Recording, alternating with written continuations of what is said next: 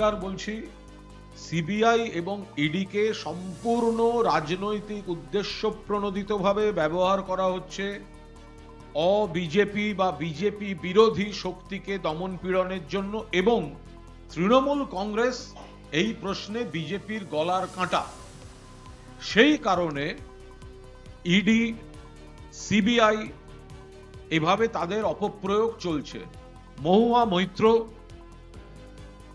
Parliamentary committee যেটা হয়েছিল সেখানেও কিন্তু তার বিরুদ্ধে একটা বড়সড় চক্রান্ত হয়েছে মহুয়া মৈত্রর বিরুদ্ধে। কেন হয়েছে না, মহুয়া মৈত্র নরেন্দ্র মোদী এবং বিজেপি সরকার কেন্দ্রিক কিছু দুর্নীতি নিয়ে প্রশ্ন তুলেছেন।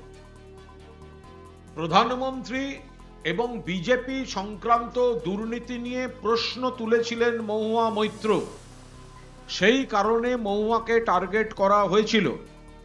সংসদীয় কমিটি যখন তাকে ডেকেছিল, তাকে কিছু অশ্লীল ইঙ্গিতকারী প্রশ্ন করেন বিজেপির সব লোকজনেরা। মহুয়া মৈত্রকে আত্মপক্ষ সমর্থনের কোনো সুযোগ দেওয়া হয়নি, তাকে দোষী সাব্যস্ত করে দেওয়া হয়।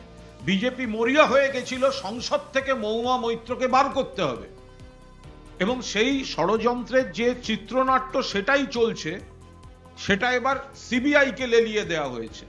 আমরা পরিষ্কার বলে রাখছি, মহুয়া মৈত্র আমাদের প্রার্থী, তিনি লড়বেন, লড়ছেন, জিতবেন, এবং এই চক্রান্তের মুখের উপর জবাব কৃষ্ণনগরের মানুষ এবং বাংলার মানুষ দিয়ে দেবেন।